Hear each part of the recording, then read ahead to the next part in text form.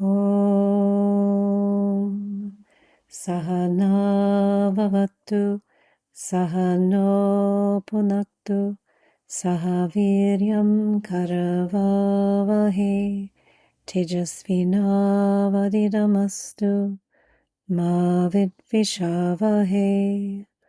Om Shanti Shanti Shanti. Hari Om. Namaste and welcome to the Spiritual Wealth Podcast. I'm your host, Alexandra Savithri Amba, founder of the American Reiki Academy and the Vedic Healing Center. I've spent over 35 years immersed in the sacred sciences of Reiki, mantra, spiritual coaching, and Vedic healing, guiding women around the world and some men to real transformation through devotion, energy, and alignment. In this podcast, I share spiritual tools and ancient wisdom to help you awaken your inner power, not through striving, but through sacred remembering. Welcome to today's episode, which is called When Doing More is What's Blocking Your Power. So if you have been doing all the things you think you should do, trying so many different tools, pushing yourself to become the highest and greatest version of you in every aspect, then this episode is for you. I'm recording this on the first night of Navratri, which is a sacred festival of 9 days celebrated at the today is September 22nd, so it is celebrated in the fall, and it is a sacred time to return inward. It is a time of honoring the goddess energy, the feminine energy that lives within all of us. And today I was thinking about women and how we are constantly on. We're always learning, we're always working on ourselves, we're always healing issues and kind of overanalyzing what's going on with us and different conversations we've had, and just really kind of doing things that sometimes pull us further and further away from peace, from love, from clarity. Not that it is not important to look at and examine issues in our lives, but sometimes we are really on overload. And I want to say this isn't your fault if you resonate with this. It's a system or a pattern of overachieving, and it can lead to a certain degree of burnout and disconnection from ourselves. So when we are disconnected from ourselves, from our light, then we are far away from our own power. And I want to talk about today how devotion is so important as part of your practice. It will be in kind of alignment with doing things in your life, but kind of opposed to it also. And what I mean by that is that devotion will help, will enhance everything that you do, but it is also a very different energy from doing. So they're related, but they're also juxtaposed, if that makes sense. It sounds like a contradiction, and maybe it is to some degree, but I just want to give you that as a point of reference. Your devotional work is so important because it gives you a balance to all the physical action work that you're doing, but it is also at the same time very, very different, kind of it's polarized from the doing, from the action that society rewards. Now, as an example, I want to tell you about my own mornings, and they are not about productivity in the kind of material world view of what being productive means. And before I get to that, I'm going to give you a little example. I heard somebody say the other day that she starts her morning on the run. And she said something like when her feet, when she gets up from bed and her feet hit the floor, she's up and running. And she said it as a sort of kind of feather in her cap that she's doing a lot, which I understand. But the way I heard it was that she has forgotten to take time in the morning for realignment. And that realignment is also what I call devotion. Devotional work is so important for ultimately your productivity, but also just for your soul. Doing rituals is not one more thing to do. It's how I indeed stop leaking energy. It's how I rebalance. And I started committing to this many years ago, but my practice has gone through different levels of growth as it happens for all of us. And when I really, really committed to this amazing devotional practice in the morning, I started manifesting things in my life that I thought were either not possible or I had forgotten about. And during this time of Navratri, where we are talking about the goddess, and perhaps some of you are doing rituals working with goddess energy, the goddess in the Indian teachings is multifaceted. She, as any woman, does many, many things, and she provides so many different gifts to those around her. So when you work with this goddess energy, you start to understand your power, your gifts, your attributes, your beauty, your own self-worth. And so when I say this week is about working with the goddess, I mean that it is really about turning within to this devotional practice and reassessing your path, what gives you joy, what you are ultimately here to contribute, and how that contribution is going to look. As we evolve and change, that those contributions also change. Nothing remains static in the universe. And this is one of the great teachings of Lord Shiva, who tells us and reminds us of this nature of change, of everything moving through different cycles. We are reminded of these cycles at different times of the year. For instance, when the seasons change, we just had the fall equinox yesterday. During our birthdays, during certain holidays, And certainly when we have very dramatic life changes, we are reminded of the cycle of life.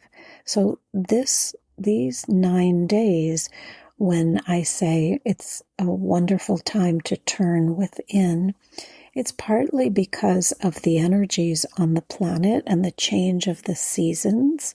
And as I said, I'm recording this on September 22nd. So here where I live, we're going through a change in the weather and we're moving into the fall.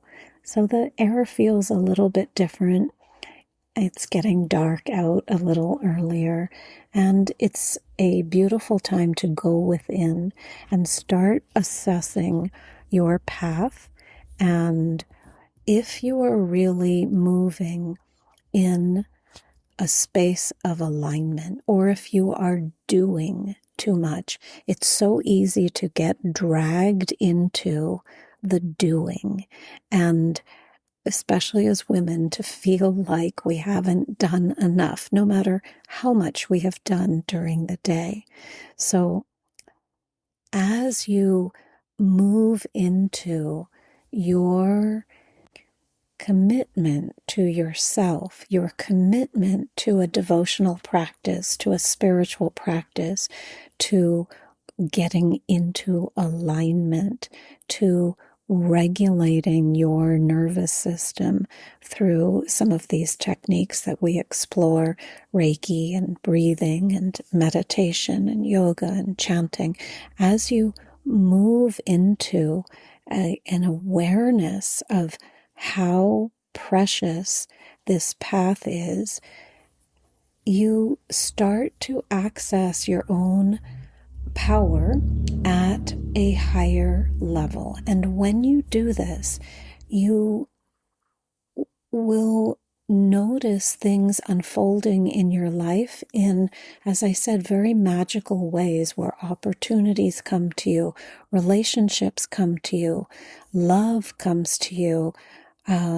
Whatever it is you are working on, you are aspiring to, you notice how there is more of a flow in your life. Right now, I would say, especially with social media, there is a franticness that goes against the spiritual components of our beings. This franticness is like an affront to our energy fields. And when we start to really tune in to our own energetic well-being, we begin to not tolerate that kind of franticness. It's like if you were to walk into a space and there was very disharmonious music playing. It's like an affront, a blow to your nervous system. And so when you start to really value your devotional practice, there is nothing that can stand in the way of it, because you know the power it is ultimately bringing you, the presence it is ultimately bringing you, the grace it is ultimately bringing you. I may have said this before, but I remember Guruji saying to me, nothing should stand in the way of your sadhana. Your sadhana is your dedicated spiritual practice. So again, I have said in past episodes to begin your day in this presence, and that is the kind of productivity that the spiritual practitioner really starts to value. It's not about all the outward worldly successes you may or may not have. It's more about the internal growth that you are making, the expansion of your soul, the reconnection with your inner light that brings the great great fulfillment that all of us are seeking. I've had the good fortune of teaching many, many people Reiki and Vedic healing, some of whom were quite wealthy, some of whom were quite famous, and many of those people were also quite unhappy and quite unsatisfied. And so you start to really understand the depth of this practice when you apply it and when you witness the gifts it has given you in your life. Let's say you are undergoing a very stressful situation, and on some level, you know intellectually this is going to be challenging, and yet you are able to stand outside of it and kind of witness your own participation in it, your own your own reaction to it, and marvel, even not from an egotistical place, but marvel and kind of remark at how you are somehow handling it.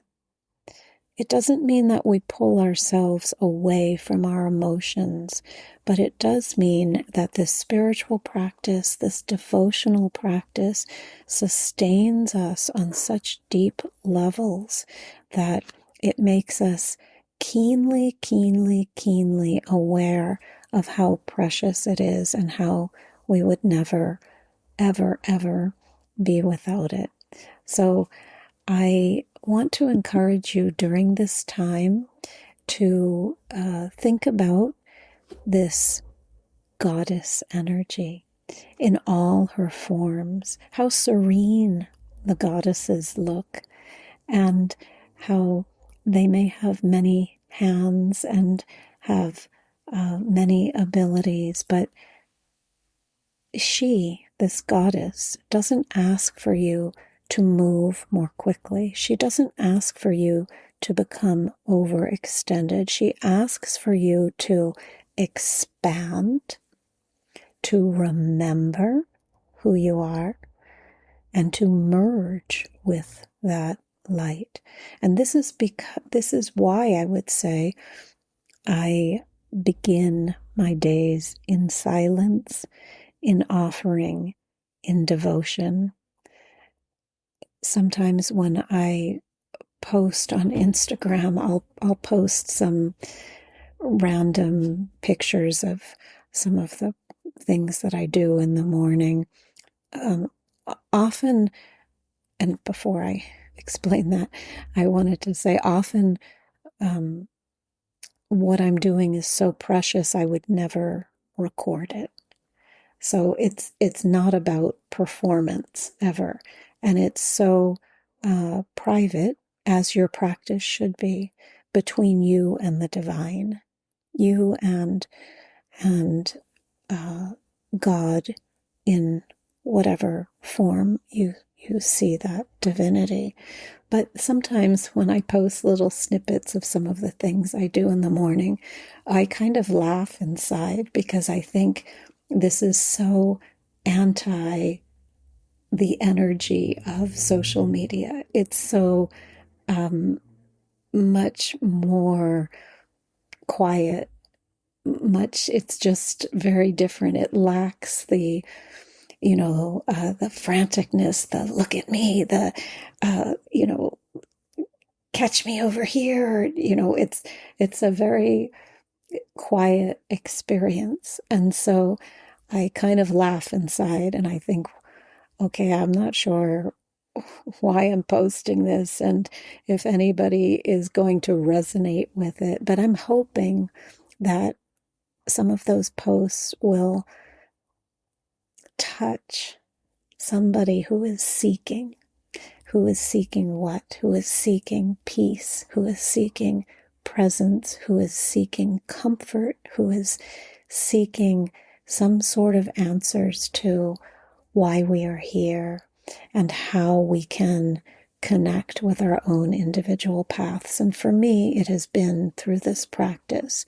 And the practice, again, is comprehensive. It is Reiki, it's meditation, it's chanting, it is yoga asanas, it is working with sacred yantras, it is journaling. There are many facets of our personal practices, but I'm always hoping that something I say on this podcast or something I post on social media will have meaning to someone, will wake somebody up in a way that helps them as a soul. That's the goal of the spiritual practitioner who wants to share this lovely path to help others.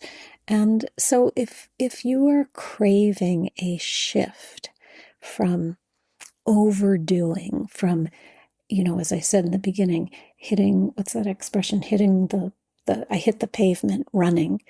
If you are craving a shift from that, then I want to suggest that it is a call from your soul to go deeply into this presence that you access through your path. So this is a reminder for you that you don't need to do more. You just need to return. Let this be some kind of wake-up call for you during this change of seasons, during this 9 days of goddess energy, if you want to tap into that. Whatever resonates with you, perhaps it's just something, some inkling, something that I said here. Let this be a wake-up call to return to this presence within you that gets cultivated through your practice, not through more doing, but through more listening, through more being, through more communing with your own intuitive voice. And may this time be a time of great, great, great returning to that energy within you that lives there. It's like a candle flame that is there. Let's say a wick. Let's say the flame is not even lit. It's a wick, and it's waiting for you to light it and to keep it lit and keep identifying with this light. In the Vedic rituals, the last thing I'll say is we work with different substances. So we work with incense, with flower offerings, with fruits, and with fire. So each and every movement has significance. And the significance of the light in the fire is a reminder for you to connect with the light within. We take the flame, the camphor flame that is lit in front of the altar, and we offer it to the deities, we offer it to the altar, we offer it to our gurus, different saints, and we are honoring them with this sacred flame, and then taking that flame into our energy field. So taking it as a blessing to remind us also that this light is present within us, and it flows to us from the grace, or by the grace of the prayers and the devotion that we offer in our rituals. So we acknowledge it and then take it back into our energy field, and we know that that light is going to sustain us and help us as we move through these journeys. Om Samasta Loka Sukhino Bhavantu. Om Shanti Shanti Shanti. Hari Om. Om Sai Ram. Jai Guruji. Om Amriteshwariye Namaha. Hare Krishna. Jai Bhagavan. Om Namah Shivaya.